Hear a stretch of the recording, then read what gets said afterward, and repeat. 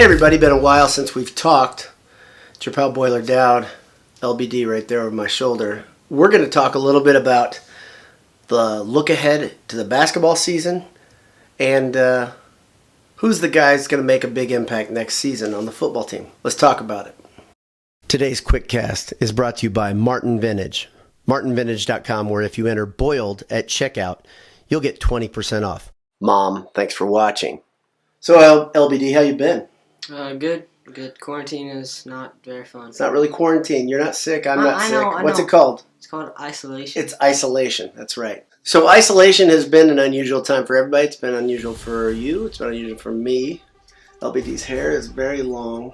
Got a lot there. Mine, not really. He used to grow it there. Yeah, I have to get some hair on top. But since we've talked last, we had a quick cast via Twitter talking about Haarms. Do you have any thoughts on Haarms' departure? It was very surprising. Yeah. I had no idea what was going to happen. Nobody did.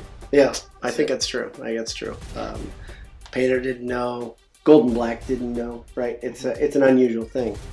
But is there anything that can you glean anything positive out of it, or not really? I mean, Travion gets more playing time. Yeah. But he's got to get in shape to run, 30 minutes a game. Mm-hmm. Do you think Duana can step in and provide some minutes based on what you've seen so far? I think he'll be able to play not that many minutes a game, but he'll be able to play a little bit. It's almost like he'll be in there to give fouls, it seems to me. I really, based on what I've seen, he would have to take a almost magical, mythical leap in quality of play to really see the court and to produce. So Purdue loses Boudreau, Haarms, and Proctor. Yeah. Pretty significant. Obviously, Boudreau was really important, especially towards the end. Proctor had a couple good games down the stretch there, too. But really, when we get right down to it, Purdue returns a lot of the guys that were the biggest difference makers. The Haarms departure is the biggest one of the three, in my opinion. And a lot of Purdue fans are kind of having revisionist history, which bothers me when they say, well, he wasn't that great anyway. He's fourth all-time in blocks in Purdue's history, fifth in the conference last year in blocks. Those things matter. Wasn't a great rebounder. Had a hard time holding down the post because I think of his injury and his lack of, he was not the biggest guy, strongest guy. But he's an important loss, there's no doubt. Mm-hmm. And I really hope he doesn't land at a program that I don't like. Always have a hard time with that. So I have a feeling he's going to land at a program that I don't like. But when we look at the rest of the conference, you see that Maryland loses Cowan and Smith. Michigan State loses Winston and possibly Tillman, who's testing the waters. You've got Pritzl gone from Wisconsin. But Wisconsin, man, they return a lot of guys. Iowa loses quite a bit. They lose Bohannon, Kriener, Hemsel, and Garza is testing the waters right now, as he just announced recently. It's a pretty good chance of him getting drafted, though. So yeah, I would think so. Probably. Yep. You've got Penn State loses Watkins and Stevens, both very, very solid, very important. Illinois loses Cockburn, Griffin, and Feliz. Did I say that right?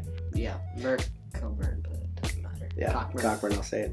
And then, but Griffin is he's a transfer. So Ohio State loses Andre Wesson. Mm-hmm. And DJ Carton to transfer as well. Michigan loses Xavier Simpson, Teskey to graduation. Livers is testing the water. Yeah. And another program that really doesn't lose much at all. IU. They're only losing Devontae Green, which he showed that he's good sometimes. IU needs to manufacture points somehow. That's the biggest problem they've got. So if you look at this head, Purdue gains Morton, Ivy, Newman, and Gillis, right? So we looked a little bit at the transfer portal this afternoon at some of the guys that are still available at the power forward and center position, and we found a couple that aren't committed. And I've got my three favorites, and I'll explain them to you guys. First, Mattias Markusson. He's a 7'3" guy. It looks like he's going to go to Louisville. He's heavy lean to Louisville right now, but he's not committed yet. I think this guy's a really good candidate. Gorjak Gak. It's fun to say. Gorjak Gak is 6'11", 231, and he is, he came from Florida. He committed to Florida out of high school, and now he is in the transfer portal, available for 1 year. And then finally, he is his favorite candidate. My favorite candidate, This is the guy I actually think, if I were going to pick one that Purdue's going to get, which we don't have any public word on this, I'd have Rapolas Ivanauskas as my guy. Rapolas is from Colgate. He is, obviously, all these guys are eligible immediately for 1 year. 13.7 rebounds out of Colgate. When I look at a portal transfer, I look at a fifth-year senior guy. I guess portal, everybody goes in the portal even if they're not seniors. But when I look at a fifth-year senior, I really want him to come in, spell the guy who's the starter, maybe have a game or two during his career where he pours it in and does something really important. Yeah. But generally, he's just a solid role player. That's all I really expect. I mean, I know there are guys out there that are exceptions. I think Matt Haarms could be very good for somebody. In the right system, the right place, he could be very, very good. But these three guys, of the choices that Purdue has, just because there aren't many, there's still a chance some guys could enter the transfer portal. Yeah. Seems to be happening daily. Rapolas Ivanauskas, that's my early pick. And I have no reason to believe it, no insider information. I just like his name. And now a word from our sponsor. Visit AJ's, Purdue's favorite burger on campus and Boiled Sports' favorite burger. Try a pint of one of their 12 beers on tap or 20 other beers. Great burgers, great appetizers. AJ's. Let's talk a little bit about football, okay? We didn't get to go to the spring game. That was supposed to be April 4th. Yeah. We had a big trip. We were going to go to the spring game, then we were going to go up to Chicago, have a little, sad. Have a little Italian beef, go to some museums, maybe get some pizza that's not really pizza. You like that, don't you, Chicagoans? My friends from the Northeast don't think Chicago-style deep dish pizza is really pizza. Mm-hmm. I think it's delicious. I don't care what you call it. But so we looked at who are the guys that are going to be breakthrough players. Who's going to have a breakthrough season this season? And our definition for breakthrough, they had to be either freshman or sophomore last year. Mm-hmm. Anything else? And they just played well. And they hadn't been discovered by the rest of the league. Yeah. So David Bell is out. He can't be a breakthrough player.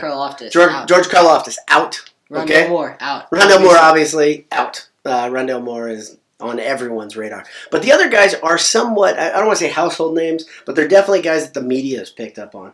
And if you've paid attention to college football, you probably know David Bell and George Karloftis. Here's some names of guys that we know as Purdue fans that have made an impact, but we think are they're very prime, don't we say that? Yeah, I keep on saying prime. I keep saying prime when I'm looking these guys up. He makes fun of me because he hurts my feelings. But so here are some of the guys that we think. On the defensive side of the ball, you've got Trice, Graham, Allen, Sullivan, Major, Mackey, and Grant. These guys are all... Yep.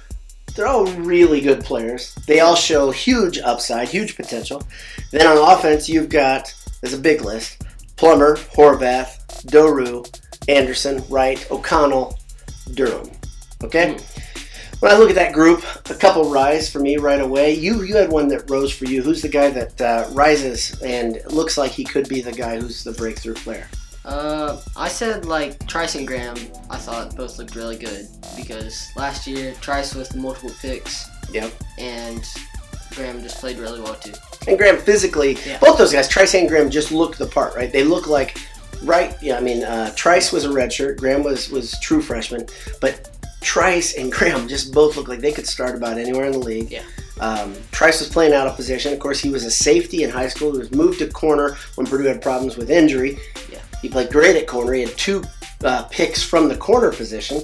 A lot of early leanings say he's going to go back to safety, which he's probably very, very comfortable with.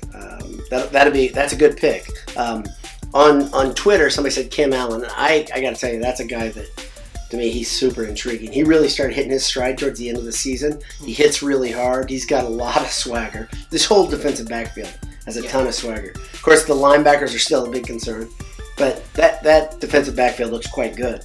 On the offensive side, for me, right away, and I think I'm in an unusual group because I've always been on board with the snack, Jack Plummer. I've always liked Jack Plummer. I thought he was going to be good when I heard Brom singing his praises before we even saw the field. And then when he saw the field, I thought, man, this guy has a lot of tools. He proved it. He threw the second most yardage ever for a Purdue freshman, 426 yards versus Maryland. He had some really, really good games last year. He had some bad games too. Penn State was horrendous.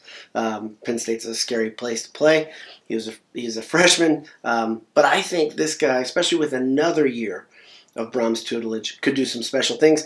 Aiden O'Connell, it's hard not to put him on the list, though, right away, too, just because, I mean... He's made so much improvement. From being committed to Wheaton and then going to Purdue as a walk-on. What a ride already, right? It's pretty awesome. So O'Connell has 2 years eligibility left, and Plummer has 3 years of eligibility left. I think it's tough not to say all these guys have your attention. Then if we go the next step, we say, is there anybody here that you have an all-conference prediction? We made a list here, and most of them are pretty obvious, I'll be honest. Yeah. But our 4 were more. We just thought, unless he gets another injury, which would be not good. Also, Bell, Hermans, and Trice. That's a really solid group. And again, if Plummer does what I think he could be, he'll probably be a second team type guy, which would be excellent. If Plummer can get on the second team all conference, I think Purdue is going to a good bowl. Yeah, not just a bowl. 8-4. 8-4. I think that's kind of where I land on this team right now. I just hope they play football in the fall. What are your big takeaways? Because people out there sometimes like to hear just the human side of things. What are your big takeaways of the isolation period for you? Is there anything weird? There's just nothing. There's just really a lot of the stuff that we usually do is taken away. Yeah. And a lot more old sports to watch on Big Ten Network and ESPN. I think every night I've watched a taped sport. And Jay from the site, he doesn't like doing that. For me, it's been very, very good pastime. It's been a way to make things go quicker. I watched the Indianapolis 500 from last year. You actually heard me yelling at the screen probably from the basement. Yes. I had fun with it. I got on to Instagram live chat with Townsend Bell and Paul Tracy, and then Lee Diffie came on. That was really entertaining. Had a fun time. It was enough people that was there's some energy on there in comments, but not too many that they didn't hear the comments. So I was actually asking questions, and it was fun. I had a good time with it. For me, the biggest takeaway is how slowly time is moving. Mm-hmm. It's the first time in my life, in my adult life, that time has moved this slowly. Generally, I'm always thinking a month to 2 months out, just the way my business works and the way my calendar works. But this has been a slow time. It's been a very, very unusual slow time, and that's hard for me as a person who has a lot of energy, likes to move and progress. It's hard to have that happen. Recently, I had some of my contracts from work. I'm a designer by contract. My contracts were nullified. That type of stuff, I know it's hitting you guys hard too. A lot of you guys have been put on furlough. A lot of you guys have lost your jobs. Let's keep your heads up and know that there are a lot of people that care for you and are praying for you. Hoping we get back to some sense of normality soon. Can't do much about it though in the meantime, other than trying to find silver linings and things. So for your man LBD, it's me, Boiler Dowd, signing it off. God bless you. Have a great day. Boiler up. Hammer down. BS all the time.